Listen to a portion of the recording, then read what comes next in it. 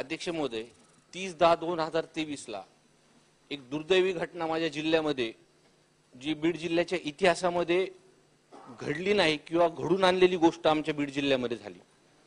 त्या दिवशी अध्यक्ष महोदय, मी विचार केला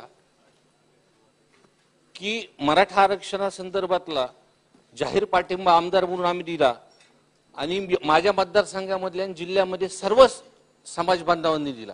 अध्यक्ष महोदय, ही जेव्हा घटना घडली तेव्हा मी बीड मध्ये नव्हतो। दुपारपासून कार्यकर्त्यांचे किंवा सामान्य लोकांचे फोन आले की कुणाची दुकान फुटते, कुणाचं घर जळतंय। ते सर्व होऊन तर ते माझ्या घरापर्यंत आलं। माझ्या घरापर्यंत येऊस तर पोलीस प्रशासनाला मी कमीत कमी 5-10 तिथं अध्यक्ष महोदय बोललो, पण कोणत्याही प्रकारची कारवाई तिथं त्या 7-8 घंट्यामध्ये झाली नाही। अध्यक्ष महोदय, मी क्रम थोडंसं सांगतो, मला वेळ द्या या विषयामध्ये। 2-2:30 वाजता अध्यक्ष महोदय हा सगळा प्रकार बीड शहरामध्ये चालू झाला। सुभाष रोडवरतून व्यापाऱ्यांचे दुकान फोडण्यापासून, सर्व पक्षांचे कार्यालय फोडण्यापासून, जाळण्यापासून हा प्रकार चालू झाला। आणि सर्वात महत्त्वाचं म्हणजे या ठिकाणी हे सर्व प्रकार होत असताना तिथं पोलीस होते, तिथं पोलीस बंदोबस्त होते। या प्रकारचे सर्व सीसीटीव्ही फुटेज माझ्याकडे आता सुद्धा आहेत, ते मी आपल्याला अध्यक्ष महोदय मी देतो। माझ्या घरापर्यंत येऊस तर अध्यक्ष महोदय असं लक्षात आलं हा पूर्ण प्रकार बघितल्यानंतर की वेल ट्रेनिंग आणि वेल प्लॅन्ड हा प्रकार सगळा घडून आणला होता। कोण का जेव्हा घरी हे काही समाजकंटक काही ह्यांनी हा प्रकार जेव्हा चालू केला अध्यक्ष महोदय, त्यांनी प्लॅनिंगनी घराच्या लाईटीचे कनेक्शन तोडले, पाण्याचे कनेक्शनचे पाईपचे त्यांनी कनेक्शन तोडले आणि माझ्याकडे त्याचं सीसीटीव्ही फुटेज आहे अध्यक्ष महोदय। हा प्रकार चालू असताना तिथं पोलीसची एक गाडी माझ्या गेटच्या बाहेर उभी आहे आणि हे लोक आल्यानंतर ती पोलीसची गाडी ही बाजूला सरकली।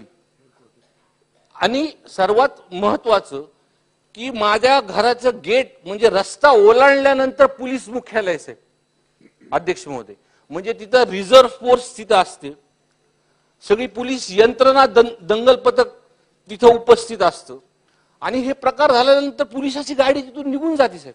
आणि FIR ची कॉपी माझ्याकडे आहे साहेब।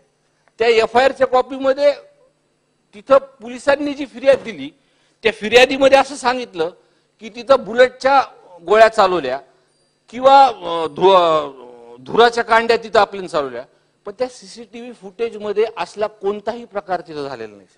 हे क्लिअरपणे म्हणजे शहरामध्ये जेवढे फुटेज हा प्रकार जिथं तिथे झाला हे तिकडे सगळीकडे झाले साहेब। आणि पूर्ण 1 तास माझं घर जळत होतं, माझे कुटुंब आतमध्ये होतं। माझा लहान मुलगा वारंवार मला फोन करत होता की बाप्पा तुम्ही लवकर या, लवकर या, आपल्या घर जळतंय, आपल्या घरात बॉम्ब टाकतात।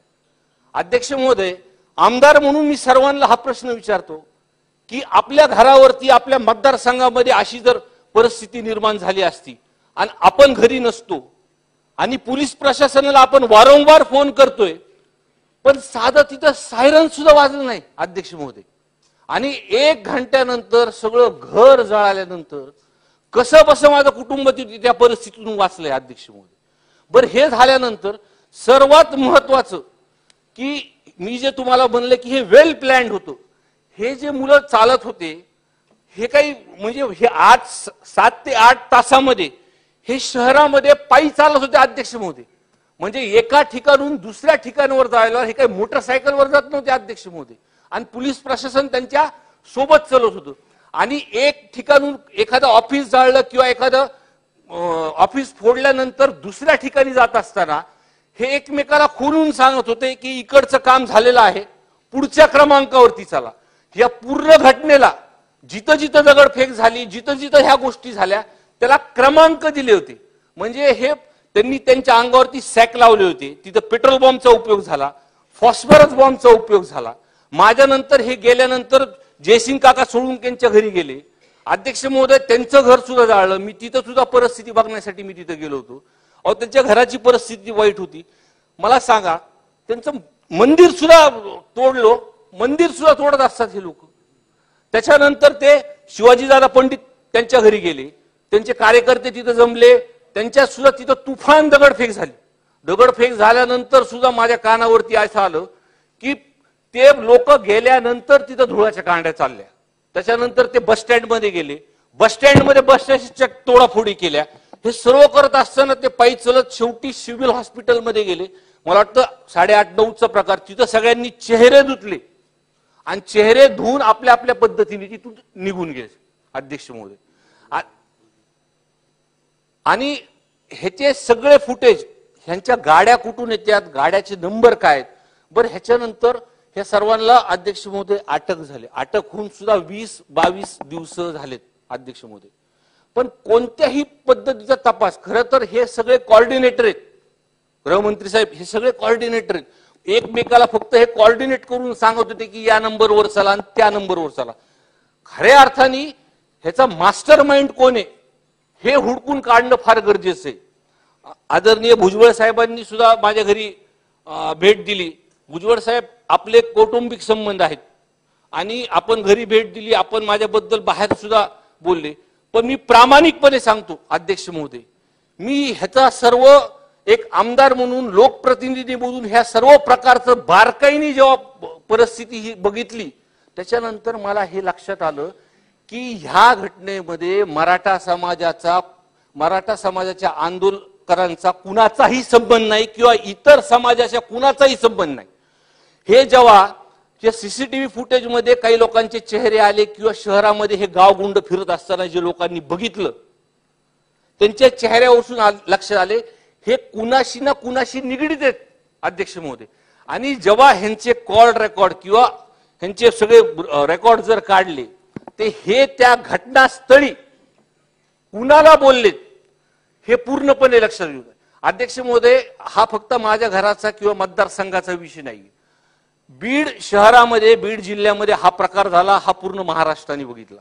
आणि हा प्रकार झाल्यानंतर समाजामध्ये ओबीसी आणि मराठा समाजामध्ये तेढ निर्माण करायचं काही लोकांनी प्रश्न केला. पण माझं घर चाललंय, माझं कुटुंब अडचणीत होतं, माझा लहान मुलगा अडचणीत होता. साहेब, मी या विषयामध्ये खोटं बोलणार नाही. माझी विनंती आहे भुजबळ साहेबाला की भुजबळ साहेब, आपण माझं झाल्यानंतर आपण या विषयामध्ये ह्याच्या खोलापर्यंत गेलो पाहिजे, ह्या कोऑर्डिनेटर कडून ह्याचे मास्टर माइंड काढले पाहिजे आणि ह्याचा तपास खालपर्यंत गेल्यानंतर पूर्ण महाराष्ट्रासमोर चित्र आलं पाहिजे आणि आपण ह्याची न्यायालयीन म्हणजे चौकशी ही आपण मागावं, ही माझी विनंती आहे. गृहमंत्री साहेब, मी एक आमदारांनी, सभागृहातल्या सगळ्या आमदारांसमोर ही कळकळीची विनंती आहे की ते 7-8 तास माझं मतदारसंघात माझे घर जेव्हा जळत होतं, प्रत्येक व्यापाऱ्याचे दुकान जेव्हा फुटत होते, ती मी परिस्थिती बघितली. माझी एवढीच प्रश्न आहे गृहमंत्री साहेबांना की 7-8 तासामध्ये पोलीस प्रशासन का मध्ये तिथं आलं नाही. एक प्रकरण मी बघितलं, मुख्यमंत्री साहेबांचा एक व्हिडिओ बघितला, एक बातमीमध्ये बघितलं की खडसे साहेबांची तब्येत खराब झाली तर त्यांनी एअर अँब्युलन्स तिथं पाठवली आणि माझं शहर आणि माझं घर 7-8 तास जळत होतं. पोलीस मुख्यालय माझ्या समोर होतं, पोलिसाची गाडी माझ्या घराच्या दारात होती. पोलीस शहर फुटत असताना त्या सीसीटीव्ही फुटेज मध्ये सगळीकडे पोलीस आहे.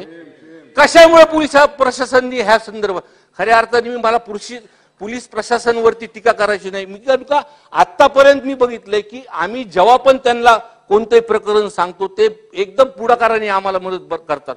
पण माझा प्रश्न असा आहे की त्यांचे त्या 7-8 तासासाठी कुणी त्यांचे हात आवरले. दुसरा विषय, आपण या विषयामध्ये गृहमंत्री साहेब, आपण न्यायालयीन चौकशी लावणार का आणि ह्या कोऑर्डिनेटर जे आहेत ह्यांचे CDR वरतून ह्यांचे मास्टर माइंड आपण काढणार का, एवढा माझा प्रश्न आहे.